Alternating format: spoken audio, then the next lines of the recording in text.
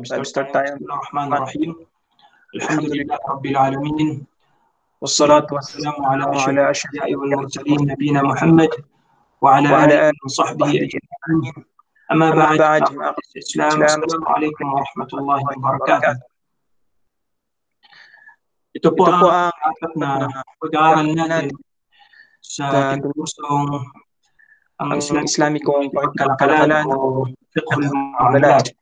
Dito po ay tinatalakay natin dito ang mga basic rulings. Dapat malaman ng bawat Muslim, lalo na ang mga new Muslim brothers and sisters natin, patungkol sa tamang pakikipagkalakalan sa Islam. By the way, natalakay na natin ang pinaka-main na rulings ng pakikipagkalakalan sa Islam noong mga naunang pag-aaral natin, na kung saan una nating tinalakay na ang asal o ang original rulings sa lahat ng kalakalan sa Islam, ito ay mubah, ito ay halal. Subalit sa pagkakataong ito, dito natin pag-aaralan ang mga exemptions, dito natin tatalakayin ano yung labas sa original rulings na yan. Kung meron tayong original rulings na tinatawag na mubah o halal, meron tayong mga exemptions sa patakaran na yan, na kung saan ito yung mga pag-aaral natin sa ngayon. Ito yung mga tinatawag natin sa wikang Arabic na al-manhiyu anhu fil buyur, o ang mga ipinagbabawal sa Islamikong pakikipagkalakaran o mga bawal sa Islamic trading. Ano ba yung mga bawal sa pagtitinda at pagbibili sa Islam? So yan po ang ating tatalakayin sa araw na ito. Bago yan, buksan po muna natin ang ating presentation.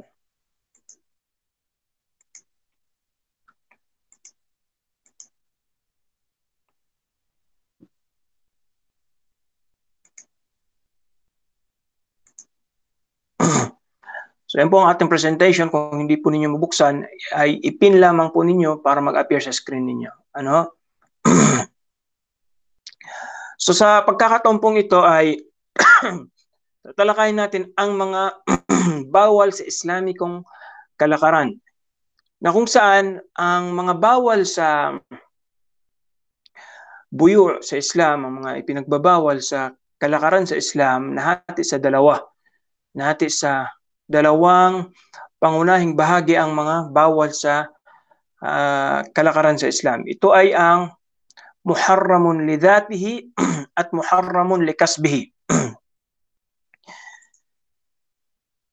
Kung makikita ninyo sa slide na ito sa screen, merong dalawang bawal sa Islam sa pakikipagkalakaran. Ito, una ay ang tinatawag na muharramun li dhatihi. Pangalawa, ang muharramun li kasbihi. Ano ibig sabihin ng muharramun li dhatihi at ano ibig sabihin ng muharramun li kasbihi? Ang muharramun li dhatihi, ito yung mga bagay na bawal, sanhi ng likas na karumihan nito. Dahil nature na nito, likas na dito ang pagiging marumi. Ibig sabihin, ang sarili mismo nito ay bawal dahil sa taglay nitong karumihan. Halimbawa nito, ang laman ng aso, laman ng baboy, ang mga patay na hayop, dead animal, at ganun din lahat ng part ng patay na hayop. Kabilang din sa mga ipinagbabawal dahil sa sarili nito, kabilang sa mga muharramun li dhatihi, ang mga alak. Kahit paano ang ipangalan sa mga alak nito, kahit pabaguin ng mga taong pangalan nito, mapawiski man, beer na beer, tanduay o ano pa man, kahit paanong itsura niya, as long as alak siya, bawal pa rin siya. Ano ibig sabihin ng bawal siya? Bawal mo siyang bilhin, bawal mo rin siyang ibenta. Ganun din, bawal ang mga ipinagbabawal na gamot, dahil ito ay nakakasira sa pag-iisip ng tao. Ganun din, kabilang sa muharramun li dhatihi, Ang lahat ng mga ginagamit na naghahasik ng paggawa ng kalaswaan. Katulad halimbawa ng mga malalaswang tapes, malalaswang mga litrato, ano paman, mga DVD, mga CD, o lahat ng kagamitan na naghahasik sa kalaswaan. Lahat nito ay kabilang sa mga muharramun lidati o bawal na ito ay ibenta at bawal na ito ay bilhin. Ganon din ang mga idolo, mga timthal, tamathil, tulad ng estatwa, tulad ng yung mga cross, mga santo-santo, ang iba, mashallah, binigyan ng Allah subhanahu wa ta'ala ng expertise na mag-ukit ng kahoy, subalit yung skills nila na yun, ginagamit nila sa paggawa nila ng santo-santo. So, haram ang ganong kalakaran, haram ang ganong pangkabuhayan, hindi pwede na kumita ang tao sa ganong paraan. So, yan mga kapatid, ang patungkol sa mga tinatawag na muharramun lidati. Kung isama rin natin ito yung mga bawal na pakinabangan. Ito yung mga bagay na bawal natin silang pakinabangan. Anong dalil natin patungkol dito? Ang dalil natin patungkol dito ay ang napakaraming hadith mula kay Propeta Muhammad sallallahu alaihi wasallam. Kabilang na dito ang sinabi niya, Inna Allah wa Rasulahu harrama bay' al-khamri wal maytati wal khinziri wal asnam. Katunayan ng Allah subhanahu wa ta'ala at ang kanyang sugo ay kapwa ay pinagbawal nila ang alak, ang patay na hayop, ang khinzir, ang baboy, at ang mga ribulto o mga santo-santo o mga estatwa, mga idolo. So yan ang dalil na ang mga bagay na ito ay haram. Ganon din, bawal din ang pakinabangan mo, ang kikitain mo mula dito sa mga bagay na ito. Anong dalil? Ang sinabi ng Rasul sallallahu alaihi wasallam, Inna Allah azza wa jalla idha harrama ala qawmin akla shay'in harrama alayhim thamanah. Allah subhanahu wa ta'ala kapag ipinagbawal niya sa mga tao ang isang bagay, ay kasunod ding ipinagbabawal ng Allah subhanahu wa ta'ala ang halaga nito. Kung ipinagbawal ng Allah subhanahu wa ta'ala ang aso, hindi mo siya pwedeng ibenta. Kung ipinagbawal ng Allah subhanahu wa ta'ala ang alak, huwag mong sabihin na hindi naman ako umiinom ng alak, nagbebenta lang ako ng alak. Kung ipinagbawal ng Allah subhanahu wa ta'ala ang lahat ng nakakasira sa pag-iisip ng tao, tulad ng droga, marijuana o ano paman, huwag mong sabihin na hindi naman ako gumagamit nito, hindi naman ako user, pusher lang ako. Walang ganun sa Islam, okay? Kapag ipinagbawal ng Allah subhanahu wa ta'ala ang isang bagay, dahil sa sarili nito, ganun din, automatically magiging bawal din ang pakinabangan mo, ang kikitain mo mula sa mga bagay na ito. So yun po ang patungkol sa muharramun lidati, ang unang uri ng mga ipinagbabawal sa Islam na hindi mo pwedeng bilhin, hindi mo pwedeng ibenta, dahil sa ito nga ay marumi sarili niya at haram sa sarili niya. Pangalawang uri ng mga ipinagbabawal sa Islam, tinatawag na muharramun likasbihi. Ang muharramun likasbihi, ito yung mga bagay na originally hindi siya haram, hindi siya marumi. Subalit nagiging haram lamang siya dahil sa ito ay nahaluan ng kalakaran o ng pamamaraan ng pakikipagkalakaran sa pamagitan nito ng mga dahilan na nagiging bawal ito. Kung saan pwede nating i-summarize ang mga bawal sa sanhi ng maling paraan ng paggamit nito, maling paraan ng paggamit ng pera, halimbawa, pwede nating itong i-summarize sa tatlong dahilan. Tatlong dahilan ang nagiging bawal ang isang bagay, hindi sa sarili niya, pero likasbihi, nagiging bawal siya sa pamamagitan ng paggamit sa kanya. Katulad halimbawa ng riba. Ang riba, ang pera, hindi siya marumi. Originally, ang peso, ang dollar, ang kahit pa ilang milyon, hindi siya marumi. Pero kapag ang transaction, ang dealing sa pamamagitan ng pera ay nahaluan na ng riba, doon magiging haram na yung pera na yun, yung deal na yun, yung transaction na yun. Ganon din halimbawa katulad din nito ang sugal, gambling.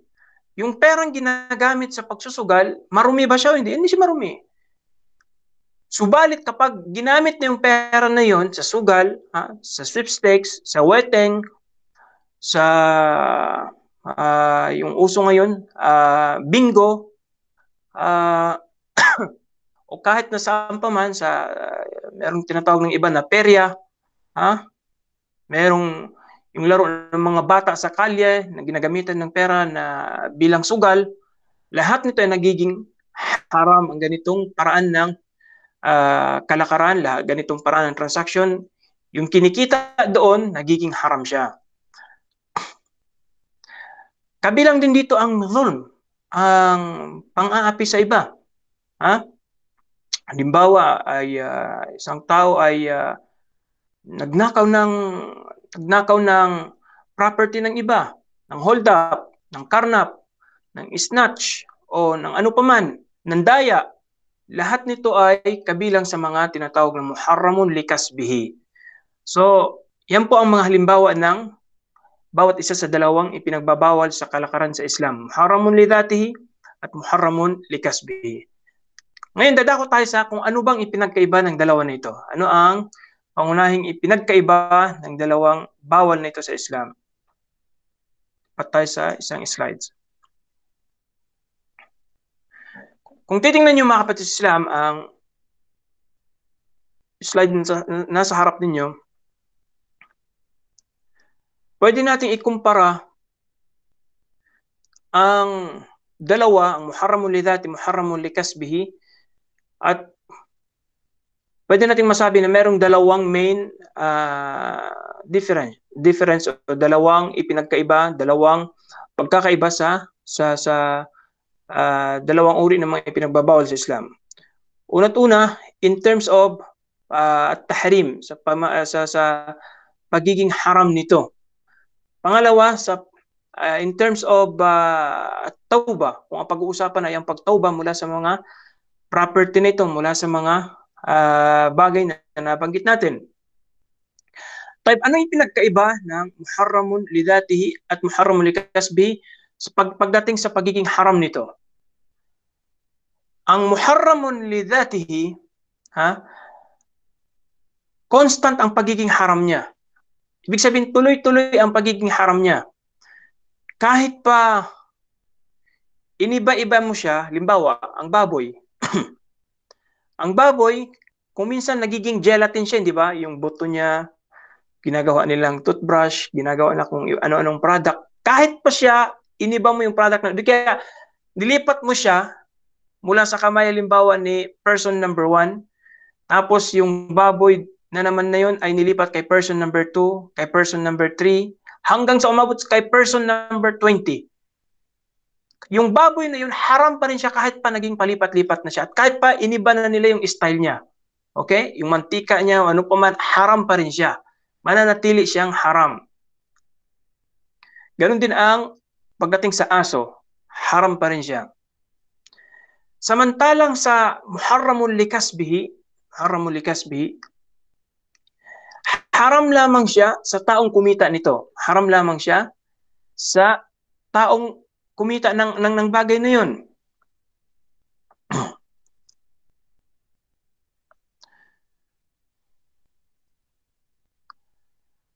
Katulad halimbawa ng limbawa nito, merong isang taong nagpapatubo. Negosyo niya ang mag 5-6. Negosyo na niya ang mag-ikot sa palengke, sa mga pwesto, magpautang ng pera, magpautang ng kapital, pautang sa kanya ng 50,000, babayaran sa kanya ng 70,000, tapos sisingilin niya araw-araw. So, ang 5-6 ay alam niyo na haram ito. So, yung pera na kinita ng tao na yun, kinita niyang pera, haram yun sa kanya, bawal yun. Subalit kapag lumipat na yung pera na yun, yung kinita niya na yun, sa ibang tao, ginastos niya sa anak niya, pang tuition fee nila, o di kaya pang araw-araw na gastusin niya, yung mga anak niya, hindi sila pwedeng masisi, hindi sila pwedeng sabihin na yung kinakain ninyo ay haram. Hindi pwedeng sabihin sa mga anak niya na huwag ninyong tanggapin ang ibinibigay ng pera sa inyo kasi yung parents nila, sa kanya lang haram yung bagay na yun. Sa kanya lang magiging haram yung bagay na yun. Lalo't lalo na kung may ibang halong, meron siyang ibang kinikita, meron siyang ibang pinagkakakitaan. Ganon din kung halimbawa ay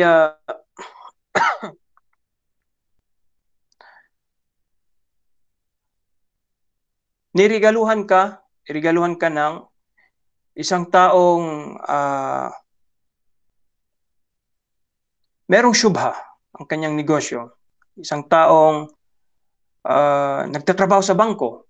Isang tao na nagtatrabaho sa bangko. So ang sahod niya ay haram kasi ang pagtatrabaho sa bangko ay haram.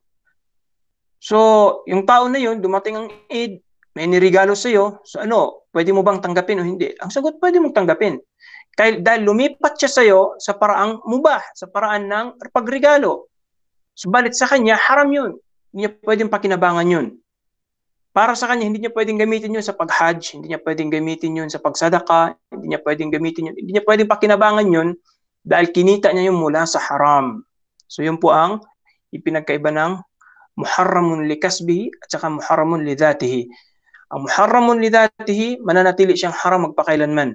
Ang muharramun likasbihi, exclusive lang pagiging haram niya sa taong nakikipag-deal sa paraang haram, sa paraang may halong bawal na transaksyon o bawal na pamamaraan. Kung meron po kayong hindi nalinawan na punto, ay pwede po kayong mag-drop ng question niyo, okay? Pangalawang ipinagkaiba ng dalawang nabanggit natin na haram sa Islam, in terms of tauba, kapag nagtauba, halimbawa, ang isang tao, paano linisin ng isang taong property niya mula sa haram? In terms of sa pagtauba, ang muharramun lidhatihi, tulad ng baboy, ng alak, ng aso, ang pagtaubat dito ay dapat alisin mo lang. Ilayo mo lang mula sa iyo. Tapos, wala na, tapos na ang taubat mo. Meron kang pigirihan, meron kang mga alagang aso, kung dati-dati ay kumakain ka ng dinuguan, i-dispatcha mo lang ito. Pagkatapos, considered yun as taubat na. Subalit, pagdating sa muharramul likasbihi, kumikita ka sa pamagitan halimbawa ng weteng, sa pamagitan halimbawa ng pera galing sa kaban ng bayan, corruption, drugs, maraming taong ganun, kotong, di kaya ano pa man, illegal na mga bagay. Paano mo linisin ang property mo mula sa mga ganun na mga transaksyon? Ang pagtauba mula sa pera na kinita mula sa haram ay meron siyang dalawang sitwasyon. Number one, kapag ito ay may consent o di kaya alam siya, walang consent,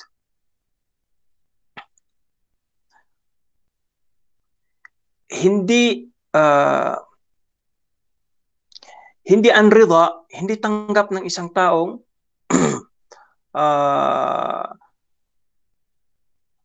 inagawan mo ng karapatan, hindi niya tanggap ang ginawa mo sa kanya. At ang point na ito ay nahati sa dalawa. Either alam natin kung sino yung tao na yun na nabiktima mo, o di kaya hindi natin alam. Known o di kaya unknown yung tao na yun na inagawan mo ng karapatan. Halimbawa, dati-rati ay meron kang inagawan ng motor, inagawan ng lupa, inisquat mo ang lupa ng hindi mo lupa dahil sa meron kang kapangyarihan, meron kang power, meron kang nakayanan mo na i-manipulate yung dokumento ng lupa na yun, hindi naman sa'yo. O di kaya ay naipangalan mo ang isang property na hindi naman originally sa'yo. So, paano ka magtauba? Kung halimbawa nagsisi ka na, sabi mo, gusto ko magbago, gusto ko mamatay na, malinis ang konsensya ko, gusto ko na mapatawad ako ng Allah subhanahu wa ta'ala at mapatawad din ako ng mga taong nabiktima ko. So, ang gagawin mo, kung kilala mo yung tao na yun, isauli mo sa kanya. Isauli mo sa kanya yung property niya, ibalik mo sa kanya yung kinuha mo sa kanya. Ganun lang ka dali ang pagtaubat sa ganitong uri ng property. Subalit kung hindi na kilala, limbawa ay hindi mo na alam kung kanino ba yung motor na yon, kung kanino ba yung property na inagaw mo, o di kaya namatay na yung tao na yun, hindi na alam. So, ang gagawin mo ay sa ganitong sitwasyon, sapat na sabi ng mga scholars ng Islam na isadaka mo na lang. Sapat na ito ay isadaka mo in behalf niya.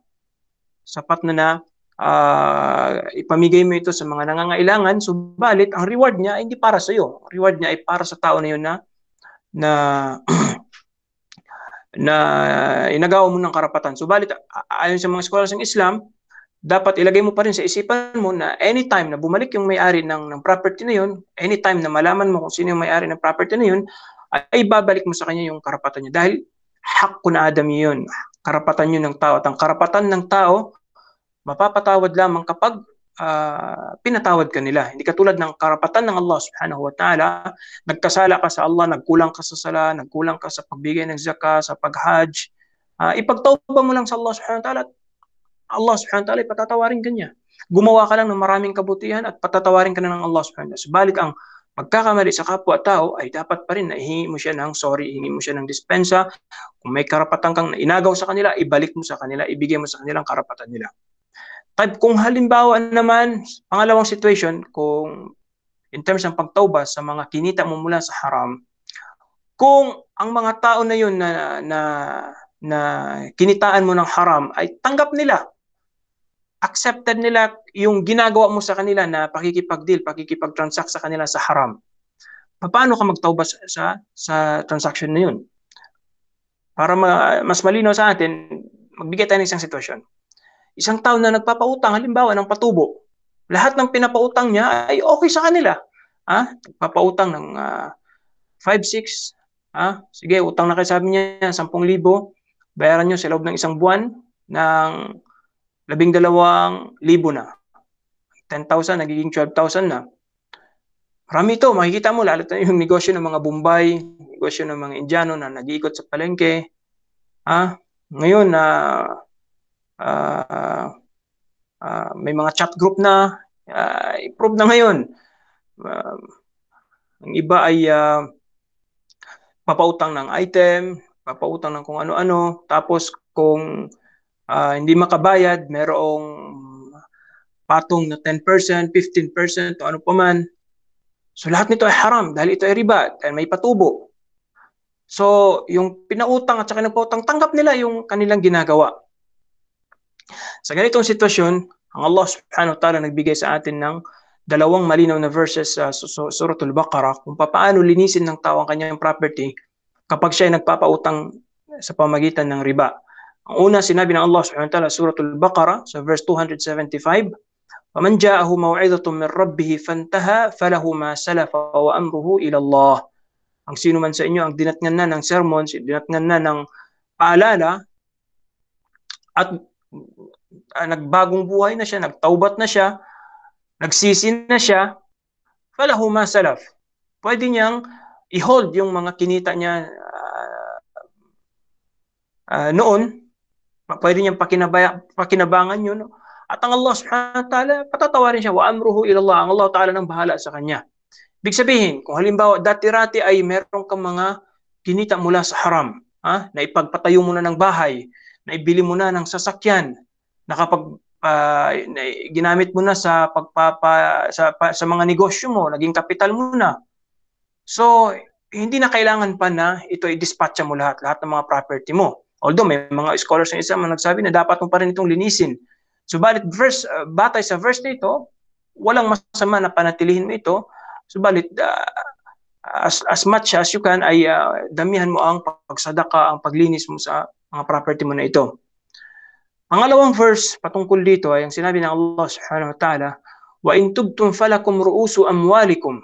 Kapag kayo ay nagtaubat na, ay bawiin na lamang ninyo, sabi ng Allah subhanahu wa ta'ala, yung kapital ninyo. Ano ibig sabihin nito? Kung nagpapautang ka ng 5-6, nagpapatubo ka, pinautang mo mga tao sa palengke, halimbawa, pinautang mo mga mahirap ng tigsa 10,000. At ang usapan ninyo, pagdating ng isang taon ay ibabalik nila sa iyo ang 10,000 na kinuha ng bawat isa sa kanila ng 12,000 na o 15,000 na. Ang gagawin mo, bawiin mo lang yung kapital mo sa kanila. Sabihin mo sa kanila, ayaw ko nang kukuha pa ng tubo sa inyo, nagtaubat na ako mula sa riba, tulong ko na sa inyo yung mga pinautang ko, ibalik lang ninyo sa akin yung kapital ko, yung 10,000, 10,000 lang, ganun. At ganun talaga ang tamang pagpapautang sa Islam. Ang tamang paraan ng pagpapautang sa Islam ay hindi yung sasamantalahin mo ang kahirapan ng mga tao. Meron namatayan na nga, o di kaya nagkasakit na nga, ang isa sa mga miyembro ng pamilya ng isang mahirap, wag mo nang ibaon pa sa hirap yung mga tao na yun sa pamamagitan ng pagpapautang sa kanila, sa pamamagitan ng patubo. Pero tumulong ka sa Islam, ang tamang pagpapautang ay ang kusang loob na pagpapautang. Magpahiram, hindi para samantalahin ang kahirapan ng iba, magpahiram ng pera para sa intensyon na tumulong sa iba para mapagaanan ng iba. At katulad ng ginagawa ng iba na nagbubukas ng mga pawn shop na kapag hindi nakabayad ang isang mahirap sa isinanla niyang bagay, ay wala na, mapapasa kanya na yun. Hindi niya naabot yung due date, makukuha na nila yung item na yun. So sa Islam, ginagamit lamang yung mortgage, yung sanla, bilang pang-guarantor na sa time na hindi makakabayad, once na hindi makabayad ang taong nangutang sa iyo, na humiram sa iyo ng pera, ibibenta yung item na yun. Pagkatapos, kukunin mo lang yung sa kinita, kukunin mo lang mula sa kinita kung magkano yung inutang ng tao mula sa iyo. Pagkatapos, ibabalik mo sa kanya yung sobra. Hindi yung kukunin mo sa kanya yung item niya at naghirap na nga yung tao, inalisan mo pa ng property. So, lalong naghihirap yung taong mahirap at lalong yumayaman yung taong mayaman. At ganito ang sistema ng sumaliyin ng mga kapitalismo ng isang bansa na nakabatay sa capitalism ang panuntunan ng pamumuhay nila o ang way of life nila. Subalit sa Islamic finance system ay dapat magtulungan. Ang may kaya, tutulungan niya ang walang kaya. Hindi sasamantalahin ang isang taong naghihirap. So yan po ang maikling ipinagkaiba ng muharramun lidatihi at muharramun likasbihi. At I hope ay may natutunan kayong aral mula sa pag-aaral natin sa araw na ito. Hanggang dito na lang muna. Subhanakallahumma bihamdik. Nashhadu an la ilaha illa ant. Nastaghfiruka wa natubu ilaik. Wassallallahu wasallam ala nabiyyina Muhammad wa ala alihi wa sahbihi ajma'in.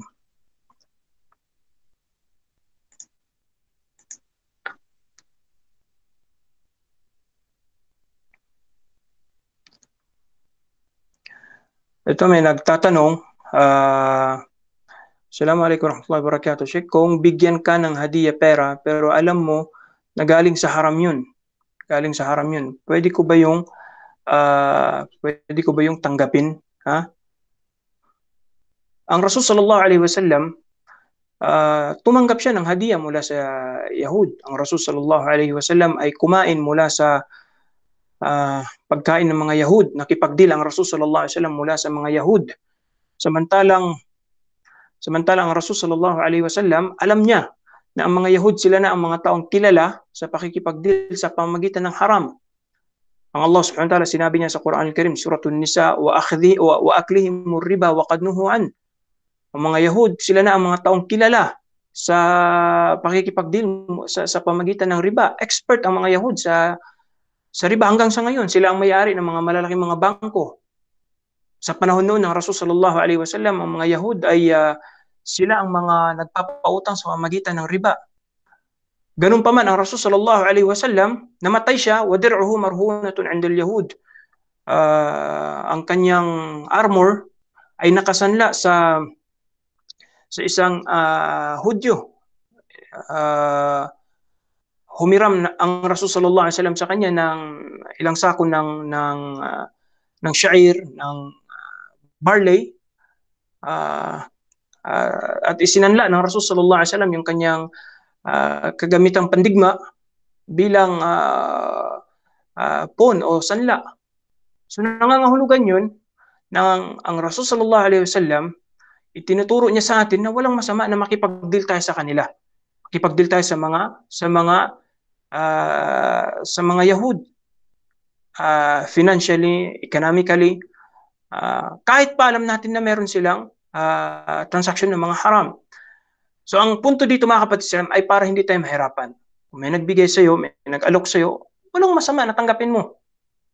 Pero kung alam na alam talaga na yung bundle na yun, isang bundle na yun, yung bundle na yun ay ang pera na yun ay nasaksihan mo talaga, ikaw ang eyewitness. Ang pera na yun ay galing sa haram, ang pera na yun ay yun ang transaction na kapalit ng haram na transaction, ay hindi pwede na kukunin mo yun. Dahil si Abu Bakar radhiyallahu an, minsan isang araw ay pinakain siya ng servant niya ng isang pagkain, at nung kinain niya yung pagkain na yun, sinabi sa kanya ng servant niya, alam mo ba, sabi niya, kung saan ko kinita yan? Kung saan ko kinuha yung pinakain ko sa iyo? Sabi sa kanya ni Abu Bakar, saan mo kinuha? Sabi niya, kuntu tatabbabtu fil jahiliya, walam akun bitabib. Doktoran ako, sabi niya. Nagpanggap ako, sabi niya, na isa akong manggagamot nung panahon na hindi pa ako Muslim. Samantalang hindi naman ako, sabi niya, manggagamot. Ibig sabihin, nangdaya siya. Kinita niya yung pagkain na yun, yung pera na ipinakain niya kay Abu Bakar mula sa pandaraya. So nang malaman ni Abu Bakar na yung pinakain mismo na yun, yung pagkain na yun ay galing sa haram, isinuka niya Abu Bakar radhiyallahu anhu, dahil sinabi niya, narinig ko ang Rasul sallallahu alaihi wasallam at sinabi niya, والذي نفسي بيده كل جسد نبت من سحت فالنار أولى به. Narinig ko, sabi ni Abu Bakar, ang propeta Muhammad sallallahu alaihi wasallam, at sinabi niya, lahat ng katawan, lahat ng body parts ng tao na tumubo mula sa haram, ang impyerno na ang bahala na magsunog sa bahagi na yun ng katawan ng tao. So, ibig sabihin, isa sa ikakapasok ng tao sa impyerno ay ang pagkain niya ng haram. So, ipinasok ni Abu Bakar ang daliri niya sa bunganga niya, isinuka niyang lahat ng nakain niya galing sa haram. Subalit kung wala ka ng ebidensya na ang pera na yun ay galing sa haram, walang masama na tanggapin mo.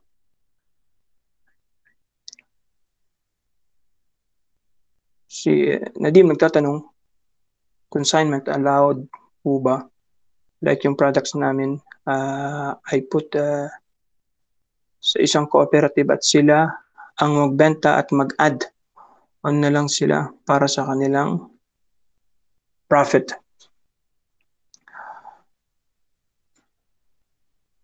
Ano ito, Nadim? Kayo ang magkapital, pagkatapos sila yung kasi ang intindihan ko dito, kung cooperative, ibig sabihin sharika.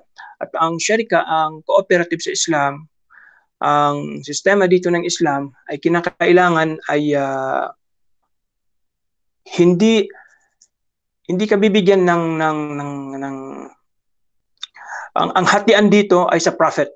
Ang hatian dito ay sa profit. Yan ang una. Number 2, ruling sa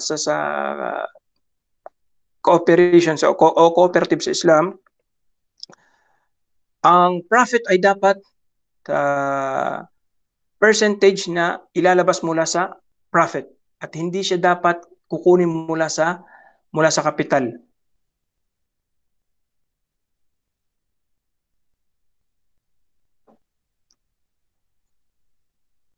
Yes, naintindihan ko ito. Ibig sabihin, may produkto kayo at pagkatapos may mga taong magbebenta in behalf ninyo, ganun. Mga taong, ganun ba? May mga tao na uutusan ninyo na kayo na ang magbenta. So kayo na mag-dispose ng product namin. Kung sila ay mga ahente ninyo, sila ay mga wakil ninyo, sila ay mga napag-utusan ninyo at sinang-ayunan ninyo, inaprubahan ninyo, sige, ito ang presyo namin sa inyo at bahala na kayo kung magkano ang ipapatong ninyo. Walang masama sa ganun. Walang masama sa ganun. As long as merong merong approval mula sa inyo. Subalit kung halimbawa sinabi niyo sa kanila, ito ang benta ninyo, pagkatapos sila ay mas mataas ang benta nila na hindi sila nagpaalam sa inyo na wala kayong agreement, ay dapat yung sobra na kinita ibabalik nila sa inyo at kayo na ang magbibigay sa kanila. But kung ang usapan ninyo ay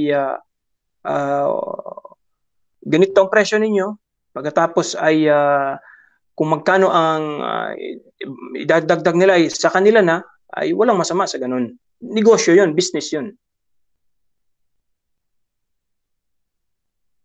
Walang masama sa kung halimbawa kung meron kayong suggested na retail price pagkatapos ay nakayanan nilang ibenta yun ng mas mataas at ang usapan ninyo kung merong extra halimbawa na kikitain ay sa kanila na, ay walang masama. So I hope malinaw sa inyo ang napag-aralan natin sa araw na ito. Jazakumullah khairan. Assalamu alaikum warahmatullahi wabarakatuh.